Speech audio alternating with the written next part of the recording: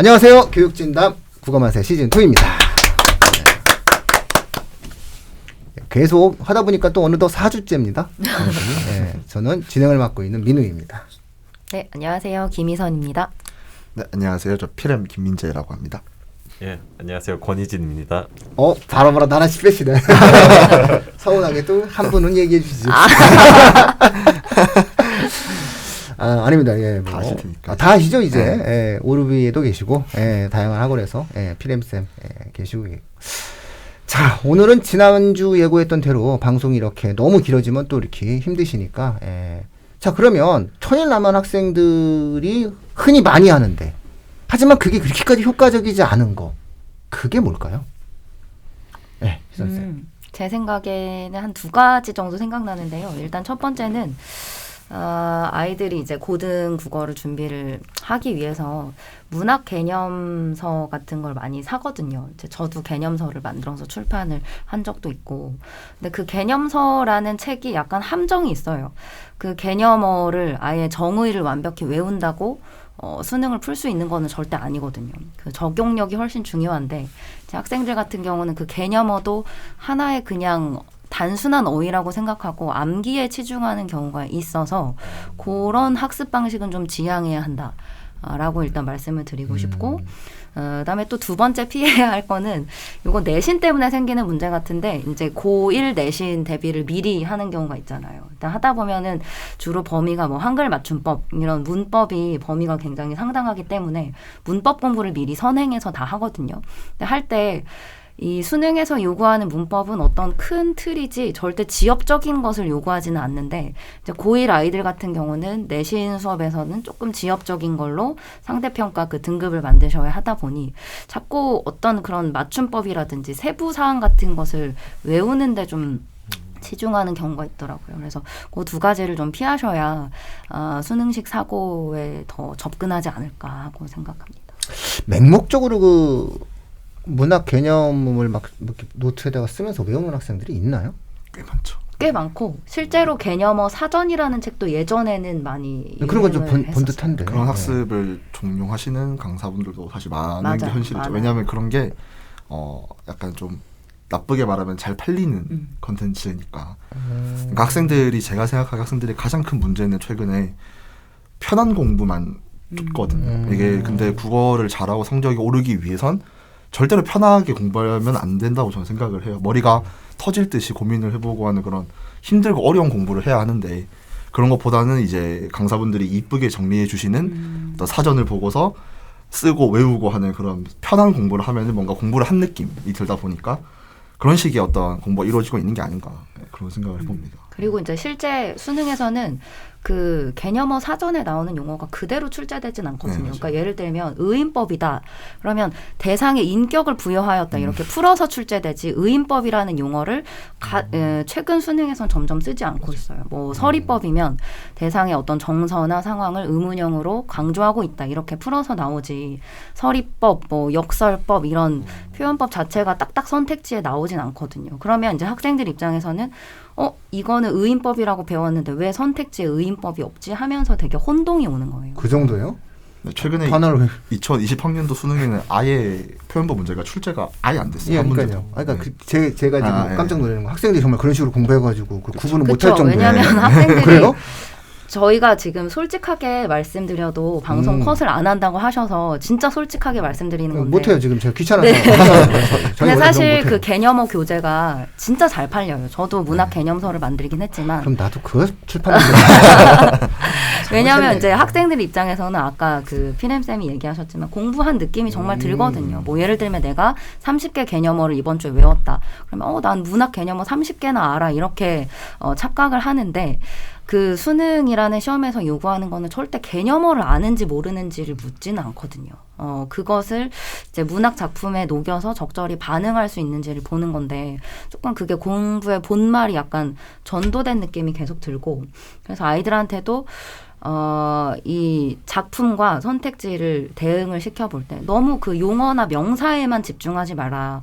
어차피 출제위원들은 조사나 서술어를 틀리게 이렇게 다르게 해서 내지 용어를 사실 바꾸진 않거든요. 용어는 누구나 다 찾을 수 있는 거기 때문에. 희진쌤, 이게 가능해요? 개념을 외운다는 게 이게 언어적으로 인식에 도움이 될까요? 저는 이해가 안 돼요. 솔직히 말하면. 그럼 저는 이 정도까지는 아닐 거라고 생각을 했는데 공부하는 학습이. 그러니까 사실은 제가 항상 그 얘기하는 것 중에 하나가 수학 문제 같은 경우 수학은 사실 어느 정도 암기 과목이다. 계속 풀다 보니까 유형을 계속 풀다 보면 유형이 자동적으로 암기가 되고 그러다 보면은 그 유형이 다음에 나왔을 때 자동적으로 적용되는 그래서 처음 유형을 만나면 못 풀지만 이미 여러 번 풀어서 체득이 돼 있으면 풀 수 있다. 그래서 어느 정도 암기적 요소가 있다. 그렇다고 뭐 이렇게 외운 그런 건 아니고요. 국어도 마찬가지인 것 같아요. 이게 그러니까 개념을 암기한다고 해서 암기한다고 적용이 되는 게 아니라 오히려 여러 번 적용을 통해서 자동적으로 암기가 돼야지 그때 또 적용이 될 수 있는 건데 이렇게 제가 보면서 느끼는 건데 학생들이 이렇게 어휘를 외우고 그 실제로 학생들이 어휘를 외우고 학생들한테 글을 써보라 그러면은 수업 시간에 보면은 글에 안 나타나요. 그 어휘들이 적용을 못하는 거죠. 예, 매주 외우고 있는데 사실은 안 나타나요. 잘. 그래서 근데 그렇다고 뭐 같이 그거는 이제 개념어로 외우는 건 아니고 일반 단어로 외우는 거 굉장히 중요하다 생각해요. 왜냐하면 그거 한번 들으면은 다음에 또 이용할 수 있으니까. 근데 개념어로 그렇게 외운다고 해서 외워지느냐? 절대 안 외워지고 금세 다 날아가 버리고 그러니까 꾸준한 학습을 통해서 이 개념어의 의미를 이해하고 그 다음 적용할 수 있는 이게 중요하지. 이렇게 뭐 진짜 정리해 놓은 거 보고 외우면 저는 그 개념이란 건 결국 활용의 문제인데 맞아요. 활용할 줄 모르잖아. 그리고 문제는 진짜 제가 이런 말씀을 드리면은 좀 외람되오나 서점에서 개념어를 다루고 있는 책을 사서 그 개념어 사전식의 책 있죠. 사서 제가 시중에 있는 거의 모든 개념어 교재를 다 봤거든요. 다 말이 조금씩 달라요. 근데 학생들이 어떤 교재를 사느냐에 따라서 그 아이의 사고 기준이 바뀔 텐데 그것을 과연 그냥 표준적 사고를 요구하는 수능에 적용을 해도 되는지 조금 그건 위험한 방식이라고 생각합니다. 근데 한 가지만 말씀을 드리면은 그러니까 개념어 저자분들의 입장에서 말씀을 드리면은 그러니까 개념을 조금이라도 알고 있는 사람이 그 책을 저도 약간 비슷한 거를 봤었는데 개념이 이 정도 어느 정도 체득을 한 사람이 보니까 아, 이 개념이 정확히 이런 의미였구나라는 거를 조금 교정하게 되는 그렇죠. 그러니까 저는 그 개념어 책이라는 게 아예 필요가 없는 게 아니라 개념을 알고 있는 그래서 학습이 충분히 된 학생들이 한번 쭉 읽어가면서 자신이 혹시라도 잘못 알고 있는 개념을 좀 조정하면서 이런 정도로는 상당히 유용하게 쓰일 수 있다. 그렇지만 그거 암기용으로 사용하는 거는 얼마나 효과인지 잘 모르겠다. 네, 맞아요. 활용법이 좀 중요한 것 한 같아요. 300일 남은 학생들이 쓰면 되겠네요. 그냥 굳이 아는 필요하다면? 것을 활용할 때. 굳이 아니면은 그 필요하다면? 책을 공부를 하면서 거기 어차피 그 저자분들이 기출 선택지를 다 실어 놓으시거든요. 그거에 적용을 하는 거는 괜찮은 방법인 것 같아요. 아예 무작정 외우기보다는. 저는 사실 좀 전에 아까 제가 막 되게 뜨악한 표정을 지은 이유가 학생을 가르치는 상황에서 제가 티칭이라는 측면에서만 놓고 접근을 한다면 과목의 특성을 갖고 말을 한다면 만약에 요 부분에 대해서만 제가 간단히 말씀을 드리면 학생의 수준을 올려서 어떤 일정한 수준에 저희가 도달을 시켜줘야 되는 거잖아요. 그래서 시험장에 들어갔을 때 문제를 맞춰야 되는 거죠. 그럼 내가 가르치고 있는 과목의 특성을 이해시켜야 돼요. 사회 과목을 가르친다라고 얘기했을 때는 그 사회적 현상에 관련된 것, 뭐 정치면 정치, 경제면 경제, 그것이 갖고 있는 법칙성과 규칙성에 대한 이해를 시켜줘야 되겠죠. 그러면 수학을 가르친다라고 얘기했을 땐 당연히 연역적 방식을 선택해야 되겠죠. 그 자체가 연역의 학문 아닙니까? 수학이야말로 얼마나 멋진 학문입니까? 그렇죠. 네? 그래서 그 자체의 어떠한 도출된 과정을 통해서 뭐 증명도 해야 되는 거고 또 귀납적 방식으로 증명할 수 있는 또 수학의 영역도 있는 거고 양자 영역을 통해 접근을 하지만 보통의 경우 수학에서 공식을 암기하고 개념을 암기하는 가장 결정적 이유는 그냥 연역적 방식으로 문제를 적용을 하는 부분. 왜냐하면 우주 어디서든 적용되니까. 일반론적으로 말씀을 드리자면 기본적으로 개념이라는 게 변하지 않잖아요. 네? 그래서 수학은 개념을 암기하고 개념에 대한 원리를 갖다 놓고 문제 적용하는 패턴을 취하는 학생들도 있고 문제를 통해서 개념을 획득하는 학생들도 있고 이거는 그냥 일반적으로 갈 수 있어요. 본인의 취향에 따라서 움직이면 돼요. 그런데 제가 이해가 안 되는 건 언어적 형태의 학습이다라고 하는 것을 연역적 방식으로 접근할 수가 없잖아요. 그렇죠. 네, 언어에 대한 개념을 갖다 이해한다라고 하는 것은 결국은 다양한 형태의 상황과 처지와 조건에 맞춰서 그 어휘를 습득해야 되는데 이걸 하나 연역적 내용을 갖다 놓고 암기를 하고 난 다음에 모든 내용에 적용한다면은 대한민국에서 사용하는 모든 문학적 개념은 이렇게만 해석된다라고 나라가 법으로 정해야 돼요. 그렇죠. 아니지 않습니까? 이제 그런 맥락 속에서 이렇게 공부를 하는 것은 이 과목의 성격에 맞지 않기 때문에 당연히 저는 저의 영역 속에 있는 그 학습에 대한 기관에서는 이거는 불가능할 거라고 생각을 하고 있는데 다른 곳 속에서 혹은 다른 어떤 학생들의 경우에 있어서 공부의 시작을 마치 수학처럼 수학 공식 외우듯이 이것도 외우고 그래서 그걸 적용하고 이러면 좀 안 될 것 같다. 이렇게 좀 이해해 주셨으면 좋겠습니다. 네. 자, 그러면 우리 PM쌤께서 또 생각하시는 또 이건 좀 아니지 않나라고 하는 걸 또 말씀해 주시면. 비슷하면서도 다른 맥락인 것 같은데 제가 방금 말씀드린 것처럼 학생들의 지금 가장 큰 근본적인 문제는 편한 공부에 대한 네. 지나친 지향이라고 저는 생각을 네. 하거든요.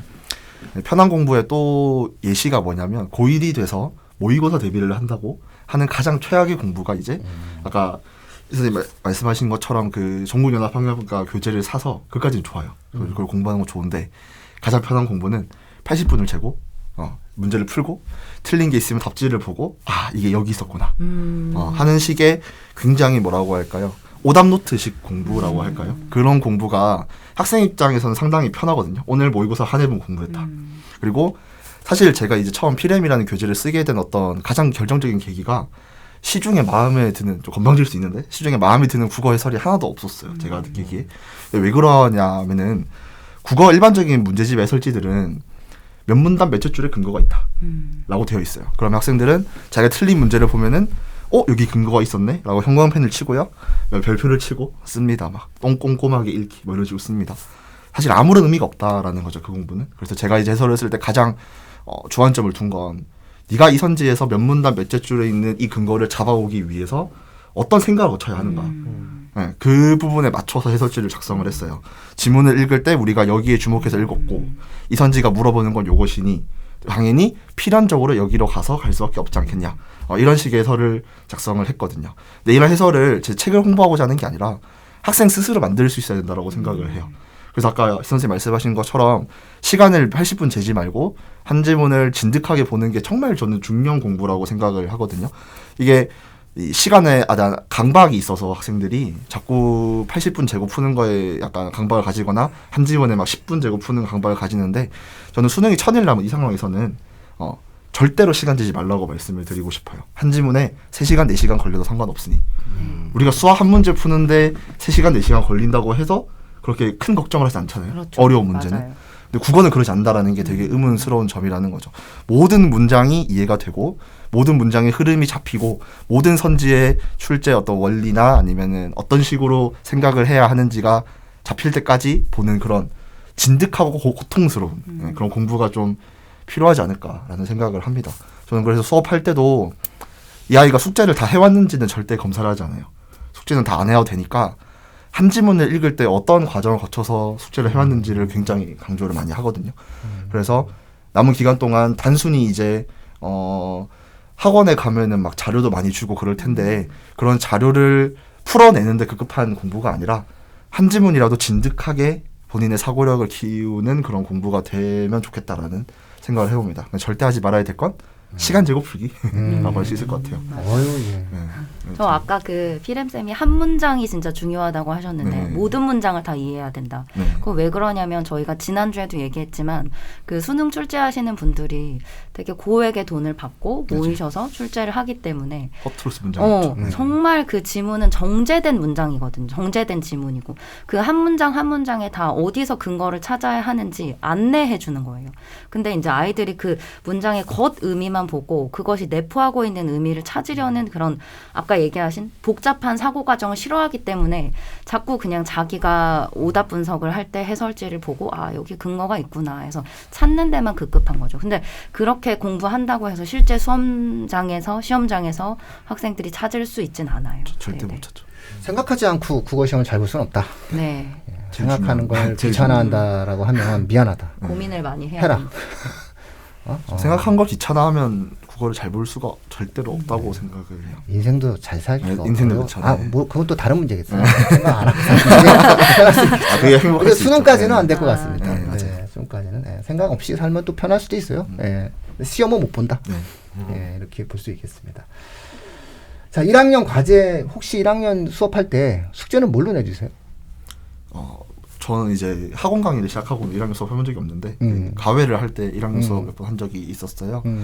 그때 제가 가장 많이 했던 건 아무래도 고1, 2 기출 문제를 가장 활용 많이 했던 것 같고 활용을 할 때마다 제가 방금 말씀드렸던 것처럼 막 3시간 수업을 하는데 한 지문만 한 적도 있고 그럴 정도로 한 지문을 학생에게 설명을 시키고 그 학생이 막히는 부분이 있으면은 약간 길만 제시해주고 뭐 이런 식으로 하면서 시켰고 과제 같은 경우에도 막 일주일에 10지문 이런 식으로 조금만 주고 다음 시간에 10지문 완벽하게 설명할 수 있어야 된다 이런 느낌으로 하다 보니 학생이 되게 중요한 건데 제 수업을 듣고 학생들이 하는 말 중에 제가 제일 뿌듯한 건 1등급 받았어요 의대 갔어요 이런 게 아니라 너무 공부 재밌게 했어요가 가장 뿌듯하거든요. 그러니까 저는 막 재밌는 말을 막 하고 그런 스타일은 아닌데 제 수업을 들으면 학생들이 되게 즐거워해요. 제대로 듣는 학생들은.